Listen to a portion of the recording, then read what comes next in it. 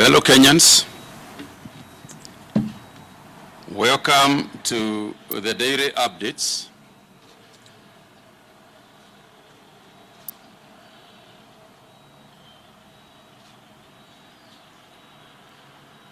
On the current status of the coronavirus disease outbreak in Kenya. In the last 24 hours, a total of 81 samples from suspected cases of the disease have been analyzed in our various laboratories. Out of the 81 samples, we have received confirmation of 7 people who have tested positive for the coronavirus disease. They include 4 Kenyans, 2 Congolese nationals, and 1 Chinese national. 3 are female and 4 males. This now brings to 38 the number of those who have tested positive for the virus in Kenya. Out of the 7, 4 had a history of travel from countries with active transmission. 1 had traveled to Mombasa, or 2 did not actually have a travel history but come from contacts. On a more positive note, I'm pleased to note that our first patient, together with the 3rd patient, have tested negative in their first retesting. A repeat test is scheduled in the next 48 hours. We remain hopeful that the repeat test will be negative, confirming full recovery to allow for their discharge from our treatment center. The 2nd patient turned negative, as we already announced to you, and was discharged from our hospital. All the 7 confirmed cases are from Nairobi County. This now puts Nairobi County as leading with 28 cases of those who have so far turned positive.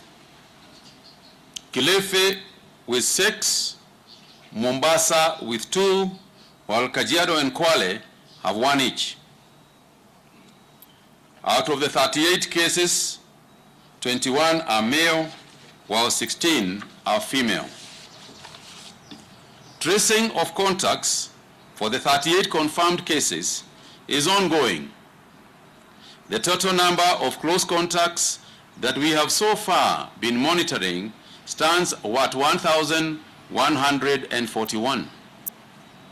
Out of this number, 163 have been discharged after completing the mandatory 14-day follow-up period. Currently, our teams are monitoring 978 close contacts. We have 3 individuals who have been admitted at Bagathi Hospital awaiting test results. To date, we have now tested 833 persons for the disease. As we informed you, from tomorrow, we shall embark on a mass testing for those persons who arrived in the country last week and are currently under mandatory quarantine. This will be done in line with the World Health Organization guidelines on testing for the virus. Due to the seriousness of the coronavirus disease and its potential strain on our healthcare resources, it has been deemed necessary for the government to institute mandatory quarantine for all those who have tested positive and their contacts. Once you have been identified as a contact to a patient who has tested positive, the Ministry of Health shall send its officials to your house to escort you to a quarantine facility. The purpose of this exercise is to have close monitoring of your well-being so as to safeguard your health and particularly safeguard that of your family and your friends at large. At this juncture, I'm appealing to our people to make it very unnecessary for them to engage with the police by staying at home and observing the directives given. I'm also urging our police that people should be treated humanely. However, let me state that we are not going to pull back on the enforcement measures we have so far instituted, and this will only make things worse if we do so in the fight against the disease. I know that there are issues being raised about the curfew which started last night. However, I will not deal with matters of operations, curfew operations here, because the concerned agencies will be addressing you regarding that matter.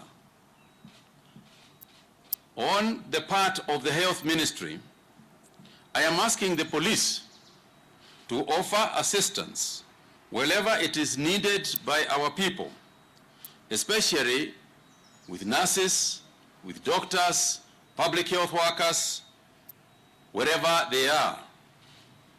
I'm referring to the medical personnel who include all those people, but also other essential services. And I'm asking for the police to assist them in carrying out their work, even if it means using their vehicles to do so. For me, these are the people I rely on as a cabinet secretary for health to assist me in this enormous task. Let us respect and support them. Once again, I appeal to Kenyans to make it difficult, if not impossible, for the police to come in contact with them by just doing the right thing, staying disciplined and staying at home at the hours given. And today, I saw somebody send me a number. I would like to share this number with you and make it our clarion call.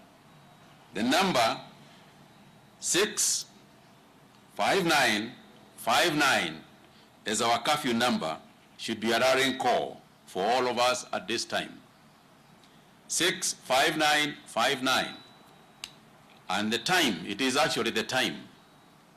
It is 6 o'clock, 59 minutes and 59 seconds. At that time, call your friend, call your family, call your colleagues, find out whether they are at home. And that is the best way of diminishing the issues that are arising and the issues that are being raised by wananchi. It was inevitable that on a first day, there were going to be issues and there were going to be mishaps. But my hope and prayer is that going forward, particularly effective a day like today, when there is no work, then we hope that these will be matters of the past. At the same time, I want to make a special appeal to all employers, all those with members of staff, ministries, government officials, that we must give people time to leave work early enough so that they can be in their homes before the curfew time. And as I said before, at this time, we are all called to sacrifice. There is no choice. And therefore, I am appealing to employers to please allow people to leave on time so that they can be in their homes by 7 p.m. The trend that we have seen here in terms of increasing numbers is not a healthy one. And I want to warn Kenyans that this is where our focus should be. It is important to remember that all the 38 Kenyans we are talking about come from one village, they come from one family, they come from one estate or somewhere within Kenya. And it is important to appreciate that the over 1,000 contacts we are talking about are also going to be with another 1,000 contacts somewhere along the line. This is how this disease spreads. This is how people in Italy and elsewhere are dying in the thousands per day. Per day. And if we want to save Kenyans, if we want to avoid the experiences that other countries are experiencing, we must do what those who have succeeded in addressing the disease have done. And what they have done is social distancing, is disciplining themselves, is staying at home when they are told to stay at home, and doing all the other hygiene measures, taking all the other hygiene measures that we have taken. It is important, fellow Kenyans, that we follow these rules. Otherwise, ahead will be extremely stark times. Let us cooperate. Let us work together towards avoiding a total and complete breakout of this disease. I thank you, ladies and gentlemen.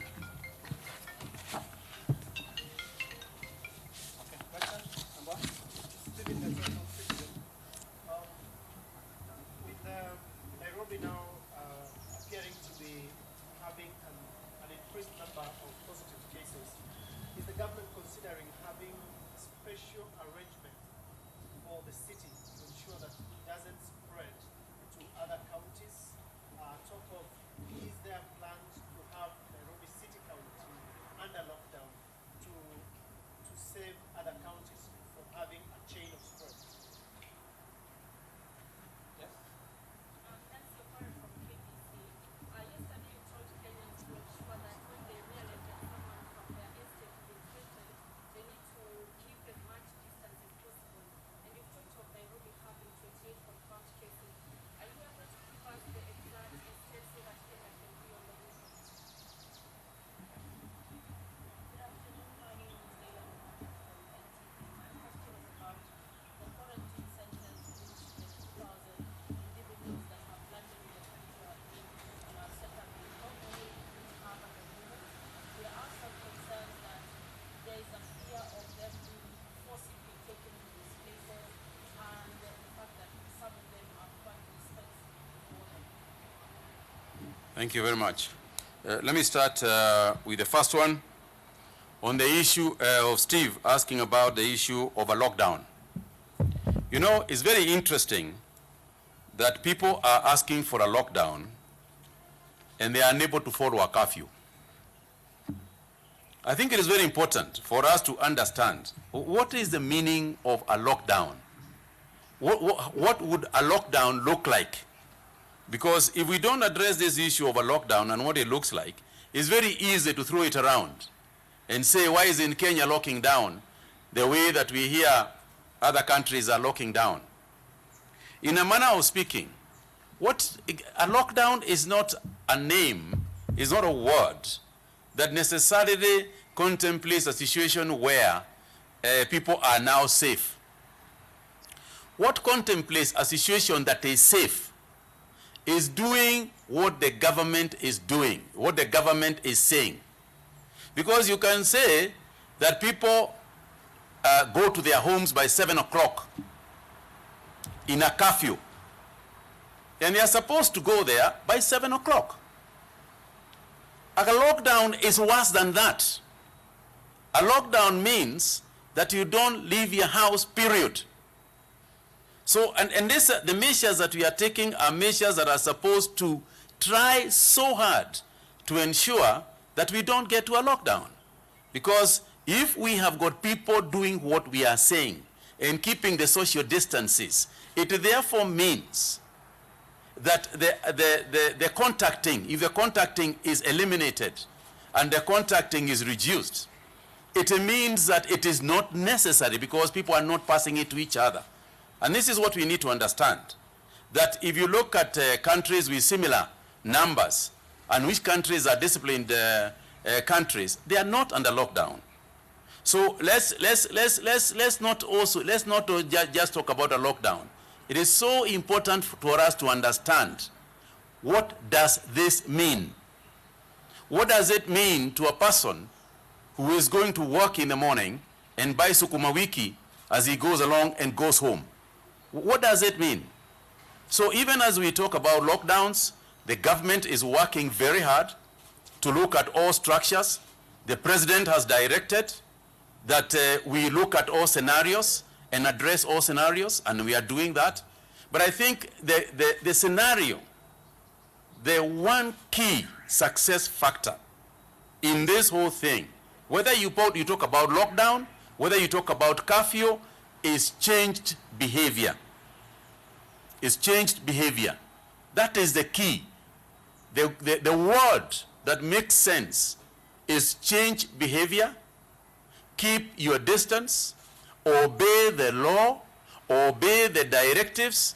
That is what is going to work. Lockdown as a word can be pretty meaningless. On the issue of Nancy, you asked about the exact estates of these individuals. Yesterday I gave an example of Embakasi. There is not a single estate now in Nairobi that has not been touched with the 28 people that I'm talking about. Your neighbor could very, very easily be positive. And you know, as we start on the mass tests, we are going to get more and more and more. That is why your best defense, your best savior, is to stay away or keep your distance from the next person. The person you are standing next to right now. Look at the person you are standing next to. The person you are standing next to right now throughout Kenya. Look at that person. That person may be positive. If you know that, you will keep your distance. As for quarantining, mandatory quarantine is not forced quarantine, it's mandatory quarantine. However, what we expect when you are in mandatory quarantine is cooperation with the medical staff, is cooperation with the security staff, because understand, you are not quarantined because you have committed an offense. And I can tell you at a personal level, I have a son who we have quarantined. I have a niece who is in quarantine. And the way we are looking at it is that if a person is in quarantine, they are protecting themselves and they are protecting you. You should be very happy to be in quarantine. Because when you are there in quarantine, it means you cannot pass on the disease if you have it. And I would like to believe, as opposed to rogue operators who have been moving around knowing that they are positive, or who have been moving around knowing that they have been in countries that are epicenters of this disease. If you know that, I would like to imagine that a responsible Kenyan would hate to pass this disease to his friend or her friend, to his mother or or the father, to your children. And because you don't know whether you have it or not, and because you know that you have been in contact with a person who has it, surely a responsible individual would want to protect themselves and protect their families and protect their friends. That is why you find even senior people in the world, all the way from the Prime Minister of the UK, the Chancellor of Germany, quarantining themselves because they have until they are tested and until they are sure. Even here in this ministry, we are testing ourselves because we are coming into contact and we are exposed, as it were. I have been personally tested, you know, and God was kind. I was negative. But I mean, I'm trying to bring home this disease. I'm trying to put it in your sitting room. so that you understand exactly what we are dealing with. Thank you very much. Thank you. Yes, one more. Yes, I'm not looking for a complete yet. My question is about data collection and planning, especially within Nairobi. Is there an intentional effort to know how many people are actively working within their legal working hours before the quarantine, so that we avoid the issue of congestion amongst our bus stations?